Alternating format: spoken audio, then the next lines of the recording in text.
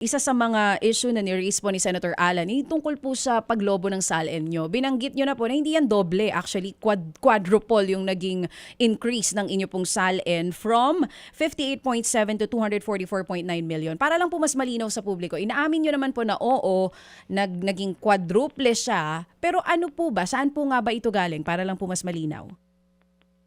Para mas malinaw, nung nasa labas ako ng gobyerno, siyempre wala ka naman masyadong ginagawa.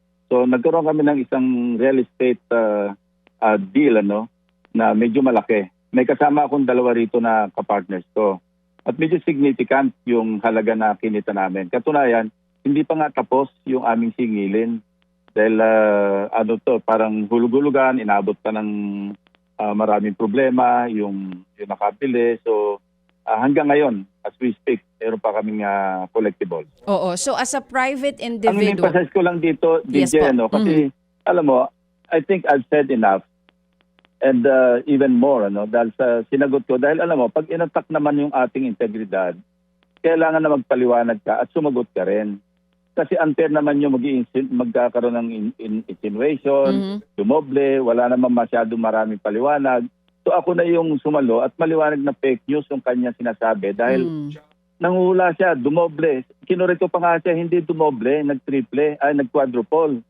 Kasi ito naman, makikita naman sa aking income tax returns do sa taxable years 2023 and 2024. Oo. Ang binayaran ko ng 2024 for the taxable year 2023, 10.5 million pesos. Kasi ayoko rin, alam mo, diniscuss din namin ito ng aking ibang kasamahan, na napakalaking halaga, sayang naman. Sabi ko, kaysa mag-explain pa ako later on, alam mo, this will haunt me kung sakalin dadayain ko pa yung tax.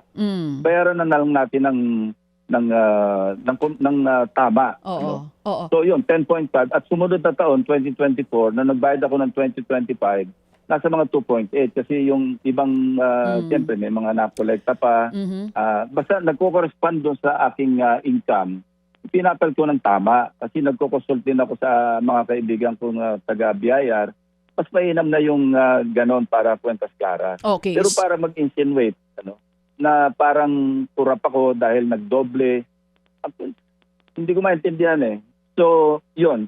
Ang ano ko lang, parang alam mo, wala akong pork barrel.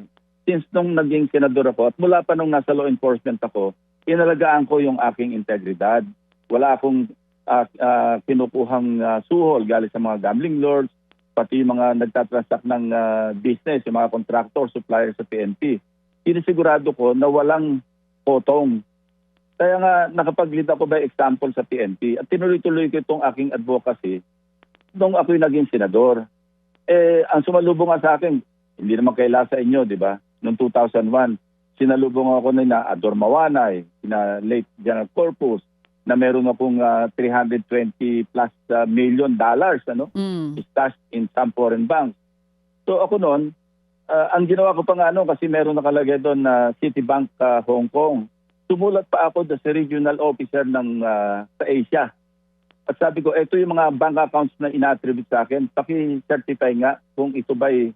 Kasi nag-alala ko noon, baka nilagyan ng kung sino yung nag-open ng bank account para sa akin. Pag i-withdraw rin, para mapakita lang na meron akong bank account. Sige po. Sumagot yung Citibank sa akin, ang sabi nga, pattern ito ng credit card.